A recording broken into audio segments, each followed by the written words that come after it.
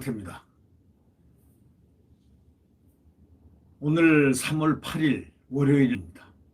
이 조선일보 오늘 단독 보도에 의하면은 이 차규근 영장 이것이 조금 수상하다는 얘기입니다. 판사가 발부를 썼다가 지우고 기각을 썼다는 겁니다. 이게 뭔가 이상하다는, 그래서 이 조선일보 법조 기자들이 세 분이 이것을 통합으로 기사를 취재를 했습니다. 양은경 기자와 이민석 기자와 이정구 기자가 이거를 취재를 했는데, 이게 단순 실수일까 아니면 이거 외압으로 바뀐 걸까라는 문제를 제기하고 있습니다.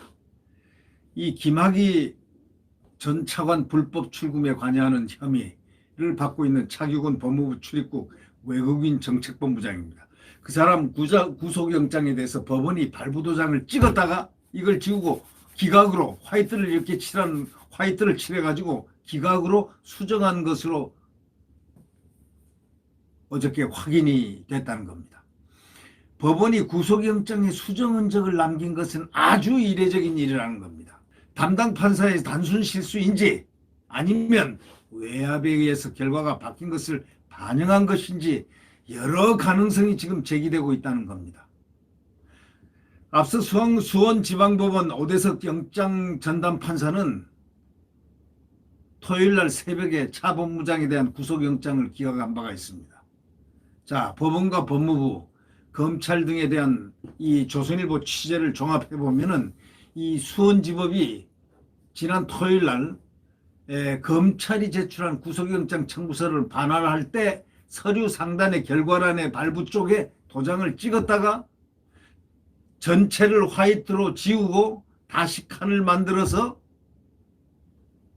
기각란에 도장을 찍은 것으로 이렇게 전해지고 있습니다.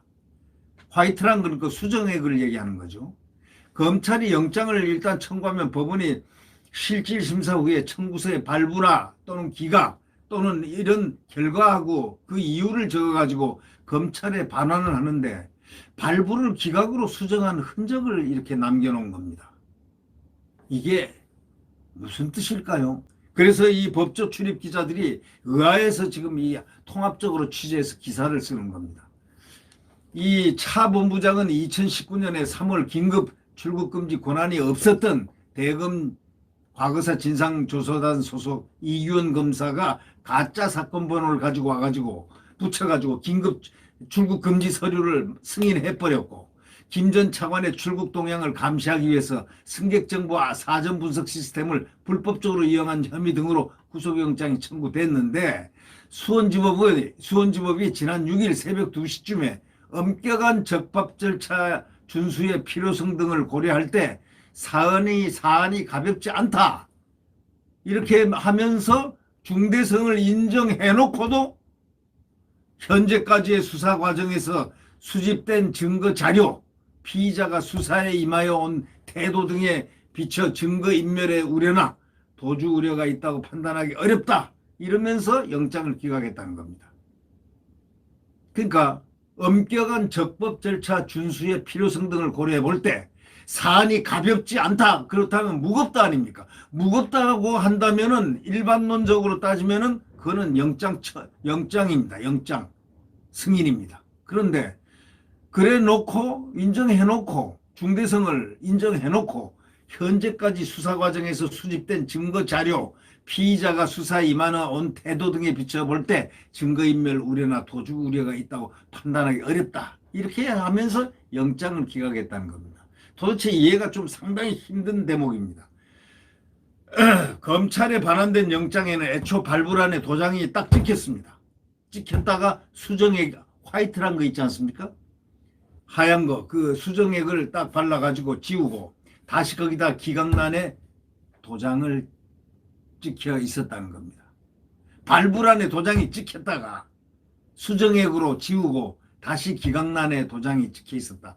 아니, 한번 이거 생각 한번 해보시죠. 물론 이거는 뭐 판사가 기각이라고 판단했지만 도장을 발부란에 잘못 찍는 그런 실수로 수정한 결과일 수도 있겠지만은, 그러나 이게 정권의 핵심부 수사입니다. 이건 이성윤조도 연루돼 있고 여러 가지가 연루되어 있는 아주 중요한 사항 아닙니까? 정권의 핵심부. 이러기 때문에 이 수사가 확대될 수 있는 중요한 사건의 핵심 인물이 바로 차규근 이 본부장 아닙니까? 이 사람에 대한 구속영장 날인을 정반대로 하는 어처구니 없는 실수를 했겠느냐고 의심하는 사람들이 너무나 많다는 겁니다. 그래서 조선일보가 이걸 확인하기 위해서 오 판사에게 전화를 걸고 문자 메시지까지 남겼으나 답이 지금 없는 겁니다.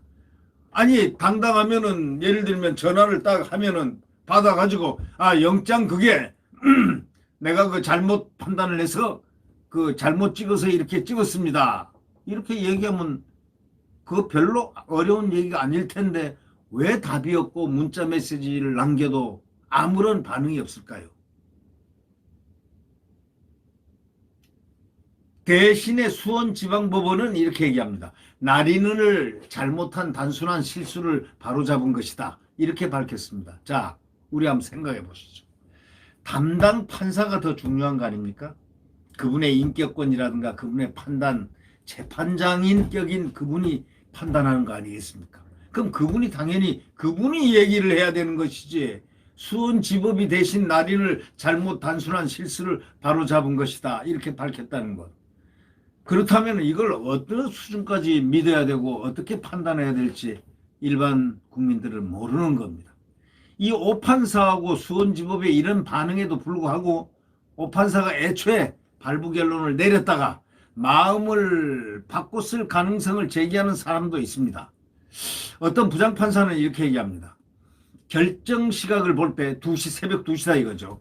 오판사가 늦게까지 고민을 한 것 같다라고 이렇게 표현한 부분이 있습니다. 오판사가 영장 기각 사유로 밝힌 내용이 사실상 발부에 가까운 것도 이 가능성을 뒷받침합니다. 만에 하나 오판사가 발부 쪽으로 결론을 내렸다가 법원 안팎의 압력으로 마음을 바꿨다면 이거는 심각한 사법농단이라고 우리가 칭하지 않을 수 없습니다. 바로 김명수의 사법농단이라고 만약에 그렇다면 만에 하나 오판사가 발부 쪽으로 결론을 내렸다가 법원 안팎의 압력으로 마음을 바꿨다면 이거는 심각한 김명수 사법부의 사법농단의 또 다른 사법농단이 되지 않을 수 없는 것이죠. 만약에 그렇다면 그렇습니다. 만약에 그렇다면. 자, 2017년 말에도 이런 비슷한 일이 있었다는 겁니다. 뇌물수수 혐의 등으로 구속영장이 청구됐다가 기각된 전병헌 전 청와대 정무수석의 구속영장에 발부 도장이 딱 찍혔다가 기각으로 수정한 흔적이 발견됐다는 겁니다. 당시에도 담당 판사가 영장을 발부하려고 했는데 외압이 들어온 것 아니냐는 의혹이 제기됐었습니다. 자, 이번이 두 번째입니다. 그러나 당시 서울중앙지법은 이렇게 얘기했습니다. 영장 전담 판사의 단순 실수라고 해명했습니다. 똑같은 얘기입니다.